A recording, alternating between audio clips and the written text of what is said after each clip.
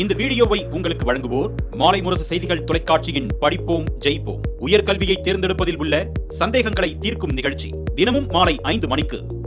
வணக்கம். மாலை முரசு செய்திகளை விரிவாக பார்ப்பதற்கு முன் தலைப்புச் செய்திகளை பார்க்கலாம்.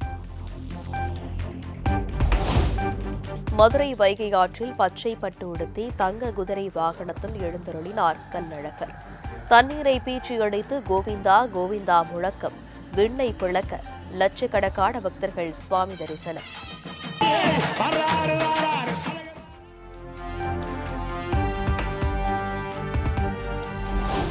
சித்திரை திருவிழாவை ஒட்டி விழாகோலம் பூண்ட மதுரை மாநகரம்.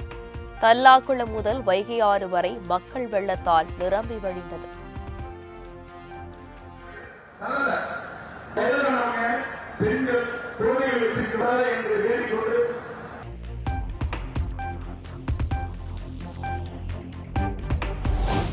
சித்திரை திருவிழாவை ஒட்டி மதுரை ராமராயர் மண்டகப்படியில் இன்று தீர்த்தவாரி.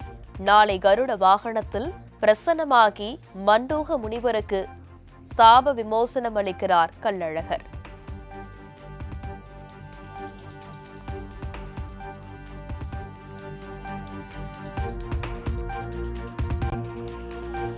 மதுரை சித்திரை திருவிழாவை முன்னிட்டு இன்று உள்ளூர் விடுமுறை. மாவட்ட ஆட்சியர் சங்கீதா அறிவிப்பு.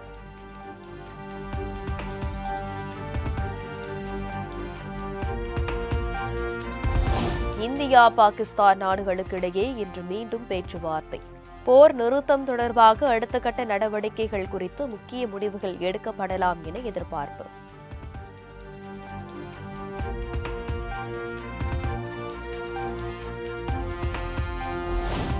குருத்வாரா உள்ளிட்ட மத தலங்களின் மீது தாக்குதல் நடத்தியது பாகிஸ்தான்.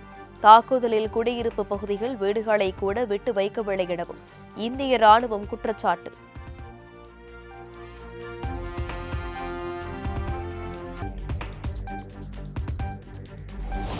தீவிரவாத முகாம்களை மட்டுமே இலக்காக கொண்டு இந்திய ராணுவம் தாக்குதல் நடத்தியது.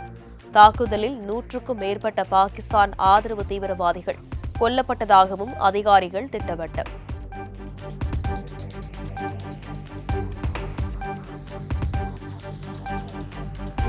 இந்திய ராணுவம் லஷ்கர்-இ தொய்பா, ஜெய்ஷ்-இ-முகமது தீவிரவாதிகள் மீது தாக்குதல்.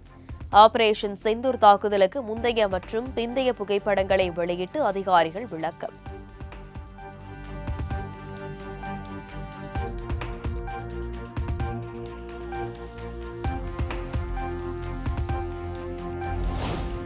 இந்திய தாக்குதலில் முக்கிய தீவிரவாதிகளான யூசுப் அசார், அப்துல் மாலிக் உள்ளிட்டோர் பலி. பாகிஸ்தானைச் சேர்ந்த 40 ராணுவ வீரர்கள் உயிரிழந்ததாகவும் ஏர் மார்ஷல் AK பார்த்தி திட்டவட்டம்.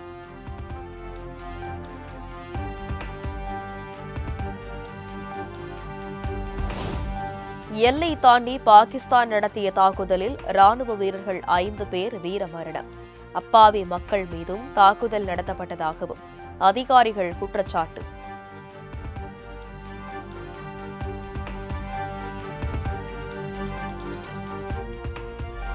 எல்லையில் இனியும் அத்துமீறினால் கடும் நடவடிக்கை எடுக்கப்படும்.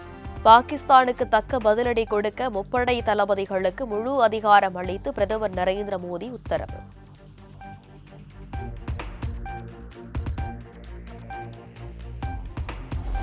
அமெரிக்க துணை அதிபர் JD வான்ஸுடன் பிரதமர் மோடி தொலைபேசியில் பேச்சு. போர் நிறுத்த அறிவிப்புக்கு பிரகாரம் பாகிஸ்தானின் அத்துமீறல் மற்றும் இந்தியாவின் பதிலடி குறித்து எடுத்துரைத்ததாக மத்திய அரசு தகவல்.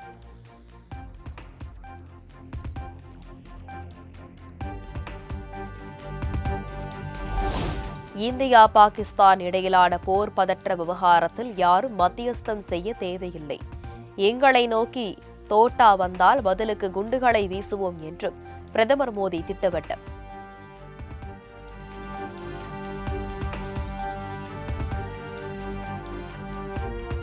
பாகிஸ்தானுக்கு எதிரான ஆபரேஷன் செந்தூர் திட்டம் இன்னும் முடிவுக்கு வரவில்லை, தொடர்கிறது.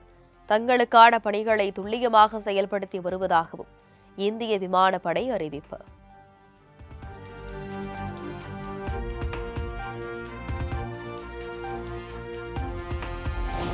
போர் நிறுத்தத்தை உண்மையாக செயல்படுத்துவதில் பாகிஸ்தான் உறுதியாக இருக்கிறது.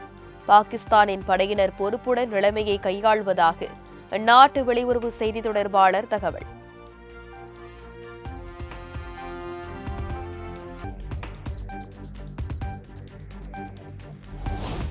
ஜம்மு எல்லையான குப்வாராவில் சிறிது சிறிதாக இயல்பு நிலைக்கு திரும்பும் மக்கள். கடந்த 3 நாட்களாக வீடுகளுக்குள்ளே முடங்கி கிடந்த மக்கள் சற்றே நிம்மதி பெருமூச்சு.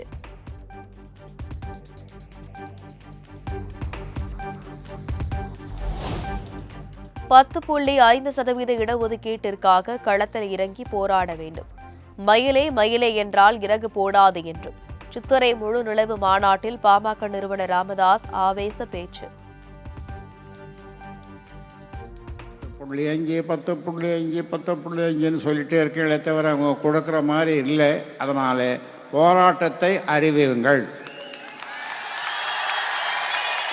சொல்லுவாங்க கிராமத்தில் பழமொழி. மயிலே மயிலே என்றால் அது போடாது, இறகு போடாது.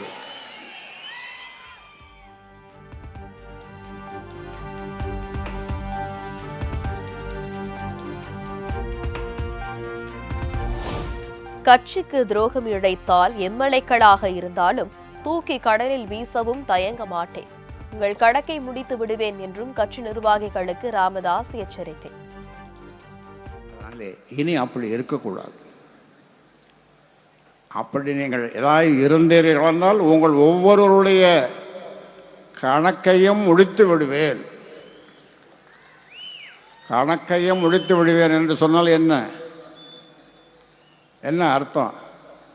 உங்கள் பொறுப்புகள் உங்களிடம் இருக்காது. எம்எல்ஏ என்று பார்க்க மாட்டேன். எம்எல்ஏன்னா தூக்கி கடலில் வீசிடுவேன்.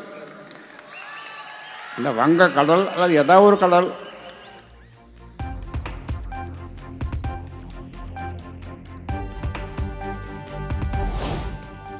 கூட்டணி குறித்து நான் தான் முடிவு செய்வேன். யாரும் அது குறித்து பேசக்கூடாது. தனியாக போட்டியிட்டு 4 தொகுதிகளில் வென்ற நாம் கூட்டணியில் 5 இடங்களில் வெற்றி பெற்றது அசிங்கமாக இல்லையா எனவும் ராமதாஸ் சரமாரி கேள்வி. நம்பி தேர்தலில் இறங்கினால் அவ்வளவு.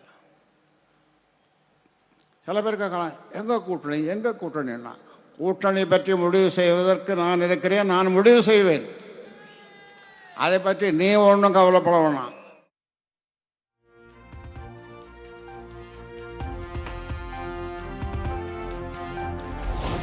நாட்டை ஆள வேண்டும் என்ற ஆசை துளியும் எனக்கு இல்லை. இருந்திருந்தால் ஆளுநராகவோ சட்டமன்ற உறுப்பினராகவோ ஆகியிருப்பேன் என்றும் ராமதாஸ் பேச்சு. நான் ஆளப்போவதில்லை. எனக்கு அந்த ஆசையும் இல்லை. அந்த ஆசை இருந்திருந்தால் நான் இந்தியாவிலே கவர்னராக இருந்திருப்பேன், அல்லது இந்தியாவிலே பல முறை அமைச்சராக இருந்திருப்பேன், தமிழ்நாட்டையும் ஆண்டிருப்பேன், எல்லாவற்றையும் செய்திருப்பேன். ஆனால் எனக்கு அந்த ஆசை.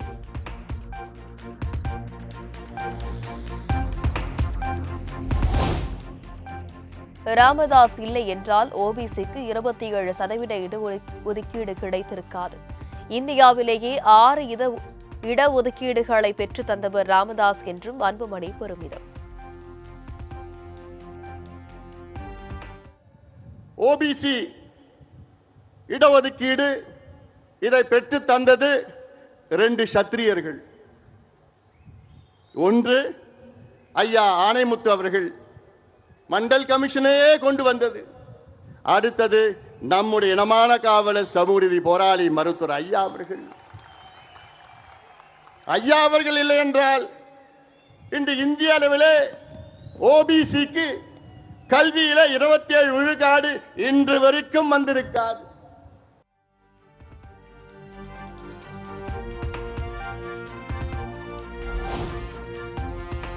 வன்னியர்களுக்கான இடஒதுக்கீட்டை ஆளும் கட்சியினர் சூழ்ச்சி செய்து தடுத்துவிட்டனர். வாக்கு வங்கியாக மட்டுமே தங்களை பார்ப்பதாகவும் அன்புமணி விமர்சனம். 5 விழுக்காடு இடஒதுக்கீடை பெற்று தந்தார்கள். ஆனால் அதையும் சூழ்ச்சியாளர்கள் அதை கெடுத்து நீதிமன்றத்துக்கு சென்று நமக்கு எதிரான ஒரு தீர்ப்பு வந்தது. பிறகு உச்சநீதிமன்றத்திற்கு சென்றோம். உச்சநீதிமன்றத்திலே தெளிவாக தீர்ப்பு கொடுத்தார்கள். என்னவென்று, தமிழ்நாட்டில் வன்னியர்களுக்கு உள் ஒதுக்கீடு கொடுக்க எந்த தடையும் கிடையாது. அது நீங்கள் தாராளமாக கொடுக்கலாம்.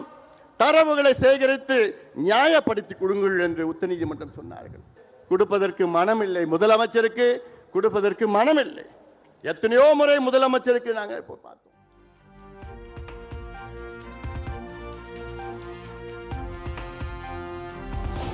சமூக நீதி மண் என்று பேச முதலமைச்சர் மு.க. ஸ்டாலினுக்கு தகுதி இல்லை. வன்னியர் சமுதாயத்திற்கு திமுக துரோகம் இழைத்து விட்டதாகவும் அன்புமணி குற்றச்சாட்டு. சமூக நீதி பத்தி பேசினா போதாது. நான் தந்தை பெரியாருடைய வாரிசு, தந்தை பெரியார் தாத்தா. சமூக நீதி மண்ணுன்னு பேசிட்டு இருக்கீங்களே, ஒன்று மண்ணாங்கட்டியும் கிடையாது. இதெல்லாம் பேசுறதுக்கு உங்களுக்கு தகுதி கிடையாது.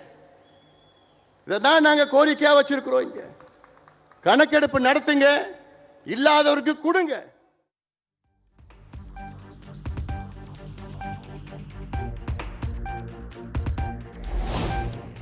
தமிழகத்தில் மால்கள், அடுக்குமாடி கட்டிடங்களை கட்டினால் மட்டும் மக்களின் வாழ்வாதாரம் முன்னேறாது. சாதிவாரி கணக்கெடுப்பை நடத்தினால் மட்டுமே அனைத்து பிரச்சனைகளுக்கும் தீர்வு கிடைக்கும் என அன்புமணி நம்பிக்கை. சிட்டி கேட்கல, இவங்க நினைச்சிட்டு இருக்காங்க ஒரு தமிழ்நாட்டுடைய வளர்ச்சி என்றால் எல்லாம் மாலும் கட்டிட்டு, டைடல் பார்க் கட்டிட்டு, hi-tech city, intellectual city, road பெருசா போட்டுவிட்டு, ஏர்போர்ட் பெருசா கட்டிக்கிட்டு, அதெல்லாம் நினைச்சிட்டு இருக்காங்க. இதுதான் வளர்ச்சின்னு நினைச்சிட்டு இருக்காங்க. அது என்னை பொறுத்தவரைக்கும் வளர்ச்சியா நான் பார்க்கல. எல்லா சமுதாயம் இதுதான் நல்ல நிர்வாகி செய்கின்ற வேலை. இது ஏன் செய்யணும்? அப்போதான் எல்லாமே முன்னேற்ற முடியும். எல்லோருக்கும் எல்லாம் என்று பேசினா போதாது. கிடைக்காதவர்களுக்கு கிடைக்க வேண்டும்.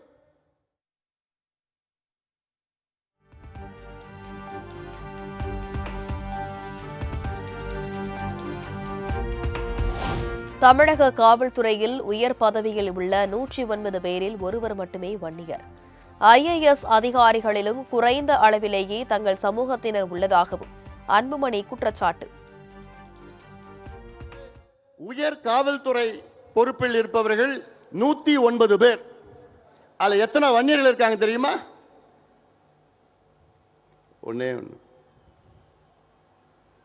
இதை விட ஒரு சமூக அநீதி கிடைக்குமா, இருக்குமா, நடக்குமா? இந்த 36 ஆண்டு காலத்துல தகுதியானவர் ஒருத்தரோட 2 பேர் கூட உங்களுக்கு கிடைக்கலையா? தமிழ்நாட்டில் இந்திய ஆட்சி பணியில 326 பேர் இருக்கிறாங்க. IASல கிட்டத்தட்ட 35 IAS அதிகாரிகள் வந்திருக்கணும் தமிழ்நாட்டில், இந்த சமுதாயத்தில். ஆனா எவ்வளவு பேர் தெரியுமா இருக்கிறாங்க? வெறும் 14 பேர் இருக்கிறாங்க. அந்த 14 பேர்ல 13 பேர் ப்ரொமோஷன், IAS ப்ரொமோஷன்.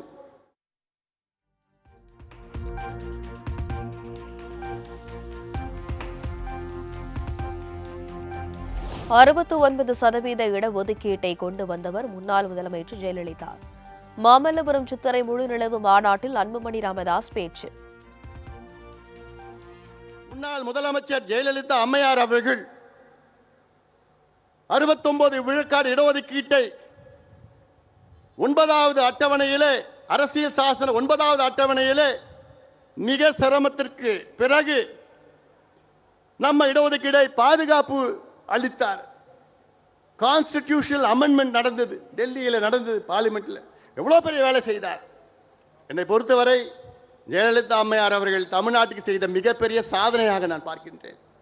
ஆனால் அந்த இடஒதுக்கீட்டுக்கு இன்று ஆபத்து வந்திருக்கிறது. இதை பற்றி ஒரு துளியும் கவலை இல்லாத நம்முடைய முதலமைச்சர் ஸ்டாலின் அவர்கள்